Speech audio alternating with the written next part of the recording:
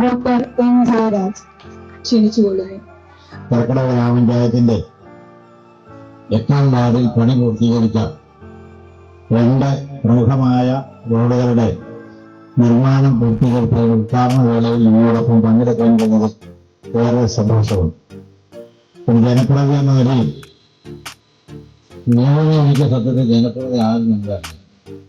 കാരണം വിനോദിന്റെ അടുത്ത ബന്ധുക്കളൊക്കെ എൻ്റെ തൊട്ടയൽവാസികൾ അങ്ങനെ പണ്ട് തൊട്ട് എനിക്ക് വിനോദിനെ അറിയാം.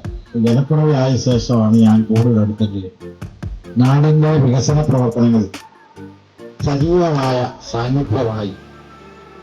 മാത്രമല്ല ഫണ്ട് ചെലവഴിക്കുന്ന കാര്യത്തിൽ ഏറ്റവും പ്രായോഗികമാർത്ത് എവിടെയാണ് അത് ചെലവഴിക്കേണ്ടത് എന്നുള്ളത് ഒരു പ്രയോറിറ്റി കൃത്യമായി തീരുമാനിച്ച് ആ പ്രയോറിറ്റിയുടെ അടിസ്ഥാനത്തിൽ തനിക്ക് ലഭിക്കുന്ന ഫണ്ടുകൾ കൃത്യമായി വാർഡിൽ ചെലവഴിച്ചുകൊണ്ട് വാർഡിന്റെ വിവിധ ജനകീയ വിഷയങ്ങളും ഏറ്റവും നന്നായി ഇടപെടാൻ കഴിയുന്ന ജനപ്രതിയാണ് നമ്മുടെ പ്രിയപ്പെട്ട വിനോദം എന്നുള്ള കാര്യത്തിൽ സംശയമില്ല.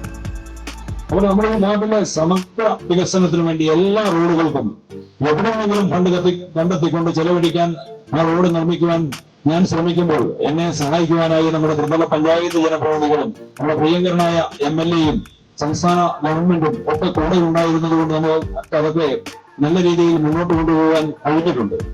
വികസനങ്ങൾ പൂർത്തീകരിച്ചു എന്ന് ഞാൻ പറയുന്നില്ല. വികസനത്തിന് അവസാന വാക്കില്ല. ഓരോന്നും ചെയ്തു കഴിയുമ്പോൾ പുതിയ പുതിയ ആവശ്യങ്ങൾ നമുക്ക് മുന്നിൽ ഉയർന്നു വരും.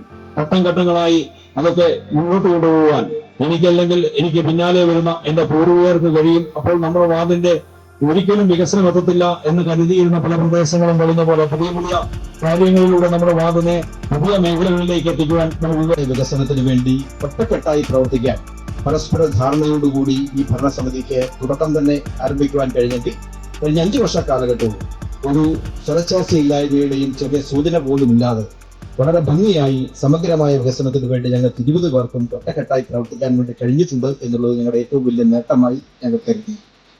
അതോടൊപ്പം തന്നെ ഈ ഗ്രാമപഞ്ചായത്ത് ഭരണസമിതിയുടെ മറ്റൊരു പ്രധാനപ്പെട്ട സവിശേഷതയായി ഞങ്ങൾ കാണുന്നത്, ഞങ്ങൾ തുടക്കത്തിൽ തന്നെ തീരുമാനിച്ചിരുന്നു, ജനകീയ ആസൂത്രണ പദ്ധതി 25 വർഷ കാലഘട്ടം പിന്നിടുമ്പോൾ പരമ്പരാഗതമായ വികസന പ്രവർത്തനങ്ങളോടൊപ്പം സമൂഹം ആവശ്യപ്പെടുന്ന നൂതനമായ വിഷയങ്ങളെ അഭിമുഖീകരിച്ചുകൊണ്ട് നൂതനമായ പദ്ധതികൾ ആവിഷ്കരിച്ച് നടപ്പിലാക്കണം.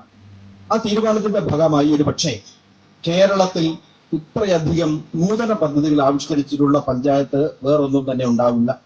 നിങ്ങൾക്ക് എല്ലാവർക്കും അറിയാം, ഇന്ത്യ മഹാരാജ്യത്ത് ഒരു ഗ്രാമപഞ്ചായത്ത് എന്ന രീതിയിൽ സമ്പൂർണ്ണ ഭരണഘടനാ സാക്ഷരത നേടിയ പഞ്ചായത്ത് ചെറുക്കടവ് ഗ്രാമപഞ്ചായത്ത് മാത്രമാണ്.